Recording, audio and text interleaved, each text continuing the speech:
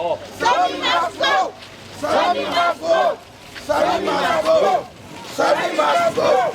Sammy must go! Shida yenye tuko nayo hapa kwa kiwanja yetu, walitupea code room kubwa. Hatuna stima. Stima yenye Sammy alituwekea hapa imemaliza mwaka moja kama ijawaka.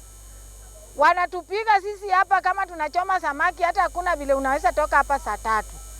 Sasa shida ya stima, bila tuweke samaki hakuna. Code room inaharibu samaki kwa maana hakuna stima. Sisi yetu kuja usaidie sisi hapa, kama huwezi tengeneza stima aende nyumbani. Upate mtu mwingine mwenye anaweka stima hapa. Kama kuchukua jina watoto wetu na unaweka kwa wall. Ukisaweka kwa wall, alafu unasema ati watoto wetu wamepata basari. Mtoto wako hajapata basari. Mwaka enda miaka rudi. Hii gari tulisema ni milioni 10. Hii gari si milioni 5. Sammy, tunataka stonde kama MCA. Sammy, tunataka stoche kama MCA.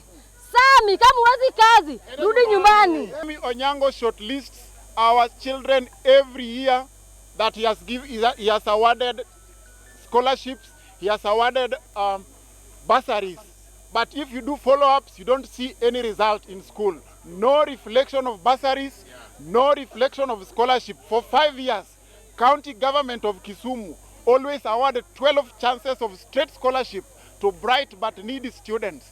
Sammy Onyango always sell these 12 chances to people of close relative and his friends. For this reason, we say Sammy must go. So tunaomba kuanzia leo, Sammy, usatudanganya ya kutosha. Usiku, kama hawa watoto wetu wanapiga wa mama wetu, huwezi identify ni nani cause tuko kwa giza all the time. Kwa hizo makona ni giza kila pahali.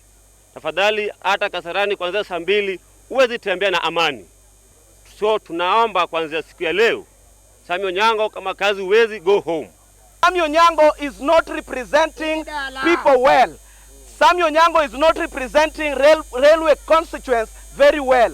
Reason why? Because our youths who are being called bogi or goons, they are suffering because of kind of this leadership that we are having today. Correct. The other day, just two years in the office, Sammy Onyango arrested our young men and placed them in Kodiage. My life, 23 youths. 23 youths were arrested because their problem was only that they don't have job and they want job so that Sammy Onyango can provide for them job. He arrested them and they were placed in Kodiaga.